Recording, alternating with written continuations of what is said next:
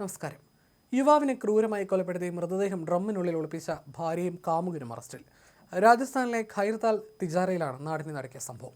ഷാജഹാൻപൂർ സ്വദേശിയായ ഹൻസ്റാമാണ് കൊല്ലപ്പെട്ടത്. ഇയാളുടെ ഭാര്യ സുനിതയും കാമുകൻ ജിതേന്ദ്രയും തിങ്കളാഴ്ച പോലീസ് അറസ്റ്റ് ചെയ്തു. ഞായറാഴ്ചയാണ് സംഭവം നടന്നത്. ടെറസിൽ നിന്ന് ദുർഗന്ധം വമിച്ചതിനെ തുടർന്ന് അയൽവാസികൾ നൽകിയ വിവരത്തിന്റെ അടിസ്ഥാനത്തിൽ നടത്തിയ അന്വേഷണത്തിലാണ് മൃതദേഹം ഡ്രമ്മിനുള്ളിൽ നിന്ന് കണ്ടെടുത്തത്. മൃതദേഹം വേഗത കഴുകാനായി ഡ്രമ്മിൽ ഉപ്പ് നിറച്ചതായും പോലീസ് കണ്ടെത്തി. ഇവരുടെ 8 വയസ്സുകാരനായ മകൻ പോലീസിനോട് പിതാവിനെ സുനിതയും ജിതേന്ദ്രയും കൊലപ്പെടുത്തിയതാണെന്ന് മൊഴി നൽകി. സുനിതയും ഭർത്താവും താമസിച്ച വാടക വീടിന്റെ ഉടമസ്ഥന്റെ മകനാണ് കാമുകനായ ജിതേന്ദ്ര.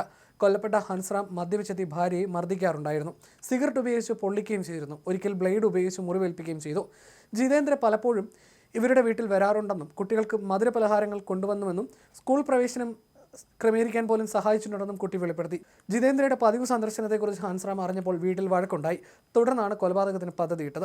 സംഭവം നടന്ന രാത്രിയിൽ തന്റെ മാതാപിതാക്കളും ജിതേന്ദ്രയും ഒരുമിച്ചിരുന്ന് മദ്യപിച്ചിരുന്നതായി ഇവരുടെ 8 വയസ്സുള്ള കുട്ടി പോലീസിനോട് വെളിപ്പെടുത്തി. ഹൻസ്റാം ഭാര്യയെ അടിക്കാൻ തുടങ്ങിയപ്പോൾ വഴക്കുണ്ടായി. ജിതേന്ദ്ര ഇടപെട്ടുവെന്നും പിന്നീട് അമ്മ കുട്ടികളെ ഉറങ്ങാൻ പറഞ്ഞയച്ചുവെന്നും കുട്ടി പറഞ്ഞു. അർദ്ധരാത്രിയിൽ അല്പനേരം ഉണർന്നപ്പോൾ കട്ടിലിൽ അനങ്ങാതെ കിടക്കുന്ന തന്റെ അച്ഛനെയാണ് കണ്ടത്. പിറ്റേന്ന് രാവിലെ അമ്മയും ജിതേന്ദ്രയും മൃതദേഹത്തിനരികിൽ നിന്നു.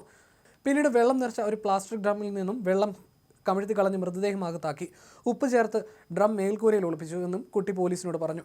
പ്രതികളായ ഭാര്യ സുനിതയും വീട്ടുടമസ്ഥന്റെ മകൻ ജിതേന്ദ്രയും 3 കുട്ടികളോടൊപ്പം ഒളിവിൽ കഴിയുകയായിരുന്നു. തിങ്കളാഴ്ചയാണ് ഇവരെ പോലീസ് കസ്റ്റഡിയിലെടുത്തത്. കഴുത്തിൽ മൂർച്ചയുള്ള ആയുധം കൊണ്ട് ഗുരുതരമായ മുറിവേറ്റ നിലയിലാണ് മൃതദേഹം കണ്ടെത്തിയത്.